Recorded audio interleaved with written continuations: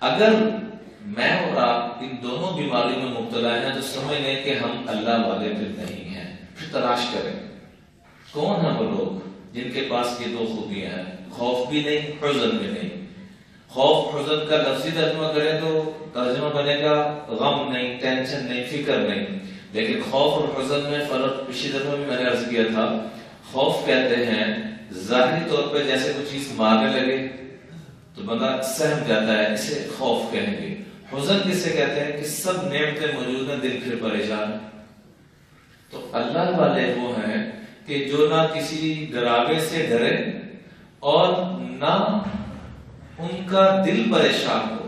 اگر کسی کا دل پریشان ہے، چاہے وہ نمازی ہے، تہجد گزار ہے، کچھ بھی کر رہا ہے، تو لا محالہ اندر سے معاملہ گڑبڑ ہے، اس گڑبڑ کو ٹھیک کرنا ہے. یہی اللہ کا تعلق اور یہی ولایت ہے. اولیاء کے کوئی سین نہیں ہوتے. غوث قطب ابدال اللہ نے مختلف سٹیجز بنائی ہیں. اس کی مین علامت کیا ہے کہ من عرف نفسہ فقد عرف ربہ. جس نے اس نفس کو پہچان لیا اس نے اپنے رب کو بھی پہچان لیا.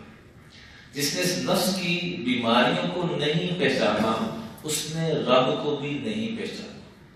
اس نفس کو پہچاننا بڑا ضروری ہے اور اپنے اندر سے تمام غموں کو دور کرنا بڑا ضروری ہے.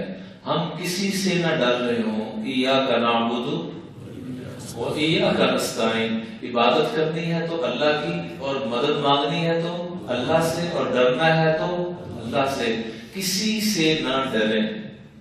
آج عام طور پر وہ کسی سے ڈرا ہوا ہے، وہ کسی سے ڈرا ہوا ہے.